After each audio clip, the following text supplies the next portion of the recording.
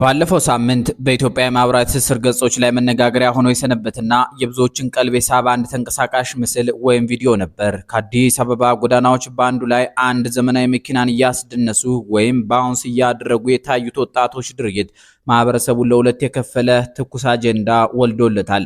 የሀገራችን መኪና አፍቃሪያን በፍቅር ጎጃሜው ብለው ስም ያወጡለትና በአጭር ጊዜ ውስጥ የናኘው ያ አስደናቂ መኪና የጀርመኑ ግዙፍ ኩባንያ መርሴዲስ መሐንዲሶች ጥበባቸውን ያፈሰሱበት መርሴዲስ ማይባች GLS 600 ነው። ይህ በኢትዮጵያ ምድር ላይ ታይቶ መነጋገሪያ የሆነው መኪና የራሱ የሆነ ልዩ የምህንድስና ምስጢር አለው። መኪናው በቪዲዮ ላይ ሲያደርገው የነበረውና ሰዎችን ያስደመመው ልዩ እንቅስቃሴ አክቲቭ ቦዲ ኮንትሮል ይባላል። ይህ ቴክኖሎጂ መኪናው በከባድ ጭቃና በአሸዋ ውስጥ በሚሰምጥበት ወቅት በቀላሉ ተስፈንጥሮ እንዲወጣ የሚረዳውና ለመንገደኞች ፍጹም ምቾትን ለመስጠት ታስቦ የተሰራ አስደናቂ የቴክኖሎጂ ጥበብ ነው። ከከፍተኛ ጥራት፣ እጅግ ዘመናዊ ደህንነትና ወደር ከሌለው የውስጥ የቅንጦት ዲዛይን ጋር የተሰናዳው ይህ ማይባህ አሁን ባለው የገበያ ሁኔታ ከ60 ሚሊዮን እስከ 65 ሚሊዮን የኢትዮጵያ ብር ያወጣል። ይህንን የኢንጂነሪንግ ጥበብ ፍሬ የሆነውን ጎጃሜውን መኪና የብዙዎች የህልም መኪና አድርጎ መውሰድ ባይከብድም አሁን ባለው የኢኮኖሚ እውነታ ይህን ያህል ሚሊዮኖችን አውጥቶ ለመግዛት ዝግጁ መሆን ግን የጥቂቶች ብቻ እድል ነው። በሌላ በኩል ይህ በማህበራዊ ሚዲያ ላይ የታየው ደስታና የኛ ክልል ወይም የኛ አካባቢ ሰው በለጠ አይነት ፉክክር በብዙሃኑ ዘንድ ከባድ ትችትንና ማስተባበያን አስከትሏል። ጉዳዩን ከተለየ እይታ የተመለከቱ ወገኖች ይህንን ክስተት የሶሻል ሚዲያ ድንፋታና የጎጃም ምድር እውነታ በማለት ያነጻጽሩታል። በጋዱ ዓለም የጎጃም አካባቢ ህዝብ ወይም ገበሬው እንደ ማንኛውም የኢትዮጵያ ህዝብ ዛሬም ድረስ ከከባድ የኑሮ ውድነት ከማዳበሪያ እጥረትና ከመሰረተ ልማት ችግሮች ጋር በየቀኑ የሚታገል ምስኪን ህዝብ ነው። የታዘቡትን የሰነዝሩ አስተያየት ሰጪዎች እንደሚሉት ይህ ጉራና መዝለል የትም አያደርስም። የጎጃም ህዝብ ሰፊው ክፍል ከ80 በመቶ በላይ የሚሆነው ዛሬም በገጠር መሰረታዊ የሆኑትን እንደ ምግብ፣ ንጹህ የመጠጥ ውሃ፣ መንገድና ጫማ እንኳን አጥቶ በባዶ እግሩ እየተጓዘ ባለበት ሁኔታ አንድ መኪና ምናልባትም በባንክ ብድር ገዝቶ ያዙ ይልቀቁኝ ማለት የኋላ ቀርነት ዋነኛው ማሳያ ነው። በማህበራዊ ሚዲያ ላይ ወጥቶ እኛ እኮ ሀብታም ነን ብሎ መፎከር የራስን ህዝብ እውነተኛ ችግር መሸፈንና ማላገጥ እንደሆነ ይከራከራሉ። በአጠቃላይ የጎጃሜው መኪና ጉዳይ በአንድ በኩል ያለምን የቴክኖሎጂ ምጥቀትና የግለሰቦችን የሀብት ጣሪያ ያሳየ ቢሆንም በሌላ በኩል ግን በማህበረሰቡ ውስጥ ያለውን ሰፊ የኑሮ ልዩነትና የንቃተ ህሊና ክፍተት ፍንትው አድርጎ አሳይቷል። እንዲህ ያለው አጉል ክብርና በብሔርም ሆነ በአካባቢ ስም የሚደረግ የሶሻል ሚዲያ ፉክክር ማህበረሰቡ ውስጥ ጤናማ ያልሆነ ስሜትን ከመፍጠር ባለፈ በተጨባጭ መሬት ላይ ለሚሰቃዩት ወገኖች የሚያመጣው አንድም ፋይዳ እንደሌለው ብዙዎች እየገለጹ ነው። በሌላ በኩል ዛሬ ስለ ጎጃም የሥራ ፍቅርና ስለ መለኛው ጎጄ ልንገራችሁ ብሎ ብዕሩን ያነሳውን ጸሐፊው ዳንኤል ተፈራ በጎጃም ውስጥ ስራ በጣም ክቡር መሆኑን በመግለጽ ይጀምራል። ስራ ካለ ቆይ ቁርሴን ልብላ ብለህ በቸልታ እንደማትጎለትና ጉልበትህን ለምድሪቱ ስትሰጥ ቁርሱም ሆነ ጠላው እዚያው እግርህ ስር እንደሚመጣል ጽፏል። በጎጃም ምድር የሥራ ጉዞ የሚጀምረው ገና በልጅነት እንደሆነ የሚገልጸው ጸሐፊው እናት ማሳ ላይ አረም እያረመች ጨቅላው ልጇ ደግሞ ጡት እየጠባ አብረው እንደሚታገሉ ያስረዳል። ለዚህም ነው አብዛኞቹ የጎጃም ሴቶች ጸጉራቸውን ሳያሳድጉና ሹሩባ ሳይሰሩ እንደ ቀድሞ አዘሪቱ ከበደ አይነት የጸጉር አቆራረጥ የሚቆረጡት ሲል ገልጿል።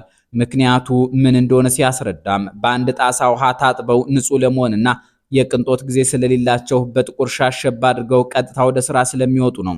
በጎጃሞች ዘንድ ያለ ስራ እጅን አጣጥፎ መቀመጥ ፍጹም የማይታሰብ መሆኑን የጠቀሰው ዳንኤል ፈዘህ ከተገኘ ወይ አባትህ ወይ አጎትህ አሊያም የመንደሩ ትልቅ ሰው በከዘራ እያሯሯጠ አንተ እንደሞላለት ሰው ተጎልተሃል፣ በልተነስ ይህን አጠርጠር ወይም በል ብላጊ እየመጣ ነው ይሄን ቆፍር ብሎ እስከ ጀንበር መጥለቅ የሚዘልቅ ስራ ይሰጣል ሲል አውስቷል። ጎጃም ውስጥ ድል ባለ ሰርግ ውስጥ አምሽቶና ጨፍሮ በማለዳው ወደ ስራ መሄድ የተለመደ ህይወት ዑደት መሆኑን የጠቀሰው ጸሐፊው ድግሱ ስለጣመ ብቻ ከርሻ መቅረት ታላቅ ነውር እንደሆነና ለሰርጉ የምትመለሰው ምሽት ላይ ስራን አጠናቀህ እንደሆነ ገልጿል። የሌሎችን አካባቢዎች መልካም የስራ ባህል ለምሳሌ ጉራጌን በከተማ ንግድ ላይ የነበረውን ጀግንነት ሳይዘነጋ የብዙ ጎጃሚዎች ስኬት ምስጢር ግን ድክ ድክ ከማለት ጀምረው የሚያድጉበት የስራ ባህል እንደሆነ ዳንኤል ይመሰክራል። ጎጃሜ ስራ እንደማይንቅ ስራ ከሰጠው ጋሸ እያለ በታማኝነት እንደሚያከናውን ከትንሽ ተነስቶ ታላቅ ስራ እንደሚሰራና አብሮህ አድጎ ሊበልጥህም እንደሚችል ዳንኤል ተፈራ ይነግርሃል። ያንን ብረት ለበስ መኪና መርሴዲሱን በኩራት ጎጃሜ ብሎ እንደሚነዳውና እንደሚያስጨፍርበት በመጥቀስ የሥራ ባህል ይለምልም በሚል ምኞት ማስታወሻውን አጠናቋል። ጸሐፊው ብርሃኑ ጥላውን በበኩሉ በማህበራዊ ሚዲያና በመጽሐፍት ገጾች ላይ የሚሰነዘሩት የወንድ ልጅ መመዘኛዎች ሁሉን ለማስደሰት የሚነገሩ የአድርባይነት ቃላት መሆናቸውን በመጥቀስ ትክክለኛው የወንድ ልጅ ኳሊቲ ግን እንደ ጎጃም ወንዶች ነው ሲል ይከራከራል። የጎጃም ወንድ ስራ ላይ ሲሰማራ አንበሳ መሆኑንና ጫካ ካገኘ ወዲያውኑ ወደ ምርት እንደሚቀይረው በመግለጽ የወለጋ ምድር የጃዩና የአሶሳ አካባቢዎች ለዚህ ሕያው ምስክር መሆናቸውን አብራርቷል። ከተማ ከገባ ከተማውን ህንፃ በህንፃ መንገዱንም በተሽከርካሪ እንደሚያጥለቀልቀው፣ ተቀጣሪ ከሆነ ለስራ ክፍሉ ቀዳሚው ታማኝና ተጠሪ እሱ እንደሆነ፣ ተማሪ ከሆነም የወርቅ ሜዳሊያ ጨባጩ ቀለሜው ጎጃሜው እንደሆነ ገልጿል። አንድ በእድሜ ጠገብ ያሉ የሥራ ባልደረባው ያጫወቱትን ሲያጋራም ድሮ አዲስ አበባ ዩኒቨርሲቲ በህግ በሕክምናና በምህንድስና አጠቃላይ ከፍተኛ ውጤት በሚጠይቁ የትምህርት ክፍሎች ጎጃሜዎች ይበዙ ነበር ማለታቸውን ጽፏል። የጎጃም ወንድ ምግብና መጠጥ ላይም ጀግና መሆኑን ሰርቶና ጥሮ እንደሚበላና እንደሚጠጣ የጠቀሰው ብርሃኑ በብቸኝነት ጎጃም ውስጥ የሚገኘውና የጎጃም ጠላ በደንብ እንደሚጠጣ ገልጿል። ተራ ጠላና የጎጃም ጠላ እንደሚለያዩና እሱም በጥበብ መጥመቅ የምትችለው የወለዳት ወይም ሚስቱ የሆነች እውነተኛ የጎጃም ሴት ብቻ እንደሆነች መስክሯል። በዚያ ላይ የጎጃም ወንድ በፍቅርና በወሲብ ላይ እንደ ነብር ኃያል እንደሆነ አክሏል። በዚህ አጋጣሚ ጎጃም ያልሆነችና የጎጃምን ወንድ ያላገባች ወይም የማግባት እቅድ ያላት ሴት በሙያ በንጽህና በእውነተኛ ሴትነትና በፍቅር አሰጣጥ ላይ ጀግና መሆን እንደሚጠበቅባት ያሳሰበው ጸሐፊው የጎጃም ወንድ ምርጥ የልጆች እናት እንጂ የቁስ ንብረት ያላትን ሴት እንደማይመኝ ንብረቱን ማበጁ ስለሆነና ዛሬ ባይኖረው ነገ እንደሚያገኘው እርግጠኛ እንደሆነ ተናግሮለታል። የጎጃም ወንድ የቤቱ እውነተኛ አባወራ መሆኑንና ግማሽ ማውራ መሆን በጎጃም ባህል እንደማይታወቅ የገለጸው ብርሃኑ ወንድ ወደ ሳሎን ሴት ወደ ማጀት የሚለው መዋቅር የጎጃሜነት መገለጫ እንደሆነ ገልጿል። አንድ ጊዜ ካመነበት ደግሞ ወደ ኋላ ማለት ተፈጥሮም ሆነ ያደገበት ስርዓት እንደማይፈቅድለትና የጎጃም ወንድ ጀግና ታጋይም እንደሆነ ጽፏል። በተጨማሪም የጎጃም ወንድ ስነ ጽሑፍና ቅኔን ጠንቅቆ እንደሚያውቅ ጎጃሜ አፍቅሮ የፍቅር ቃላትን በዜማና በግጥም አላብሶ የሴቷን ልብ ከልቡ ካላገኘው እሱ ሳይሆን ሴቷ ራሷ ያፈቀረችው መሆኗን ጠቅሶ ይህንን የማያሟላ የጎጃም ወንድ ከተገኘ የፋሲል ደሞዝን ሙዚቃ እንድትጋብዙት ሲል ተናግሯል። በመጨረሻም ጸሐፊው ለባለመኪናው ለዶክተር ጌታነህ ካሴ ጋሹ ያለውን ታላቅ አክብሮት በመግለጽ ማንም ሰው አቅሙን በተወለደበትና ባደገበት አካባቢ ሲጠቀም ሊመሰገን እንደሚገባው አሳስቧል። አንዳንድ ባለሀብቶች ሀገራቸውን ጥለው በዱባይና በሌሎች ሀገራት አንጡራ ሀብታቸውን ሲያፈሱ ዶክተር ጌታነህ ግን ፍኖተ ሰላምን እያገለገልክ በመሆኑ በርታ ሲል አበረታቶታል። የዳሞት ባለሀብቶች ሊጎበኙት እንደሚገባና ከዚህ ተሽከርካሪም የተሻለ እንደሚገባው በመጥቀስ ዋናው የጎጃም ወንድ መሆን ነው የሚል ጥልቅ መልእክት ጽሑፉን ደምድሞለታል። ጎጃም ከ100 ዓመት በፊት ከነበሩት ከታዋቂው ባለሀብት ከራስ ኃይሉ ተክለ ሃይማኖት ጀምሮ የቱጃሮች መፍለቂያ በመሆን ይታወቃል።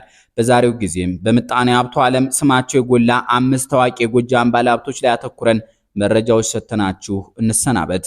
በመጀመሪያ የምናነሳላችሁ ስለ ትልቅ ሰው ገዳሙ ካረፋ ገበያ ከሞጣ ወደ ባህር ዳር በሚወስደው መንገድ ባለች መንደር የተገኙ ሲሆን ቀደም ሲል የአንደኛ ደረጃ ትምህርት ቤት መምህርት ነበሩ። በቅርቡ ጎጃሜ ተብዬ በተባለ የሙዚቃ ግጥም ውስጥ ስማቸው ተወድሷል። በደብረ ማርቆስና በባህር ዳር ራዲሰን ደረጃ ላይ የደረሰው ግራንድ ሪዞርት ሆቴሎችን ከፍተዋል። በአዲስ አበባ ግርጃ አካባቢ የሚገኘው የኔክሰስ ሆቴል ባለቤት ሲሆኑ በጋምቤላም በዘይት መጭመቂያና በተለያዩ ዘርፎች ሰፊ ኢንቨስትመንት አላቸው። ከህዝብ እይታ ራቅ ማለትን የሚመርጡት እኚህ ባለሀብት የኢትዮጵያ ነጋዴ ሴቶች ማህበር ተቀዳሚ ፕሬዝዳንት ነበሩ። በሁለተኛ ደረጃ የምናነሳላችሁ ስለ በላይነህ ክንዴ ነው። በላያ የሰክላ ተወላጅና የቀድሞ ወታደር መቶ አለቃ የነበሩ ሲሆን የደርግ ወታደር ሲበተን ለከፋ ረሃብ ተዳርገው በጠንካራ ጥረታቸው እዚህ ደረጃ ደርሰዋል። በኢህአዴግ ዘመን ከመለስ ዜናዊና አዜብ መስፍን ጋር የቅርብ ግንኙነት የነበራቸው ቢሆንም በኋላ ላይ ከመለስ ጋር በተፈጠረ አለመግባባት በሰው ስም በሆመራ በኩል የሰሊጥ ንግዳቸውን በምስጢር አስቀጥለዋል። በአሁኑ ጊዜ ከጠቅላይ ሚኒስትር አብይ አህመድ እና ከኮሎኔል ደመቀ ዘውዱ ጋር መልካም ግንኙነት አላቸው ተብሎ ይወራል። ከገላን እስከ ደብረ ብርሃን የሚገኝ የኤሌክትሪክ መኪና መገጣጠሚያ፣ የሲሚንቶ ፋብሪካ፣ የቡሬ የዘይት ፋብሪካና የዝነኛው ኢትዮጵያ ሆቴል ባለቤት ናቸው። ከአማራ ፋኖ እንቅስቃሴ ጋር በተያያዘ በቀጥታ አስተያየት ባይሰጡም በ2017 ዓ.ም መግቢያ ላይ በቤታቸው ቦምብ ተወርውሮ ከሞት መትረፋቸው ተነግሯል። ሶስተኛው ወርቁ አይተነው ናቸው። የወርቁ አይተነው በቢሊዮኖች የሚቆጠር ሀብታቸው ከወጪ ገቢ ንግድ፣ ሪል ስቴት፣ አቪዬሽን እና ሜካናይዝድ ድርሻ የመነጨ ነው። በደብረ ማርቆስ በ5 ቢሊዮን ብር የዘይት ፋብሪካ የገነቡ ሲሆን የ152 ቢሊዮን ብር ወይም 1 ቢሊዮን የአሜሪካን ዶላር የሲሚንቶ ፋብሪካ የመትከል እቅድ ነበራቸው። በአማራ ክልል ግጭት ምክንያት በሀገር ውስጥ የሌሉ ሲሆን የዘይት ፋብሪካቸው ስራ አቁሞ በአዲስ አበባ ያሉ ቤቶቻቸው በባንክ በሐራጅ ተሽጧል። በአሁኑ ጊዜ በዱባይና በጀርመን መካከል እየተዘዋወሩ ይነግዳሉ። የወርቁ አይተነው የትውልድ ቦታቸው እናርጅናውጋ ወይም ደብረ ወርቅ አካባቢ ነው። በኢህአዴግ ዘመን ታስረው የነበረ ሲሆን ተኩስና እስክስታ መውደዳቸው እንዲሁም ከድምፃዊት መሰሉ ፋንታውን ጋር ልጅ መውለዳቸው የብዙዎችን ትኩረት ይስባል።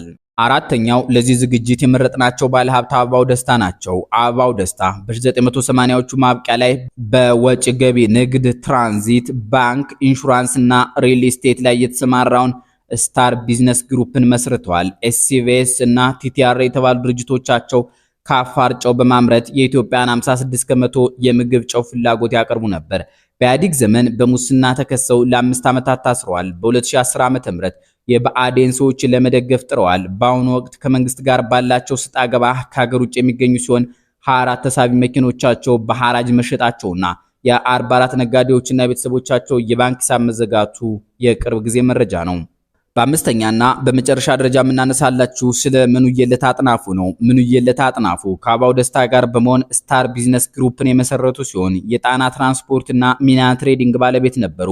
አጠቃላይ ሀብታቸው ከ400 ሚሊዮን ዶላር ወይም ከ55 ቢሊዮን ብር በላይ ይገመት ነበር። በ1990ዎቹ አጋማሽ ላይ በጉቦ ጥርጣሬ ምክንያት ለ4 ዓመታት ያህል በስራ አሳልፈዋል። እኚህ ታዋቂ ባለሀብት ከ6 ዓመታት በፊት በስትሮክ ምክንያት ከዚህ ዓለም በሞት ተለይቷል። ጎጃሜው በተሰኘው ሰሞንኛ መነጋገሪያ መኪና መነሻ በማድረግ የተለያዩ ሐሳቦችን ያነሳንበትና ስለ 5ቱ ባለሀብቶች ያነሳንበት ዝግጅት ተጠናቋል። ሰናይ ጊዜ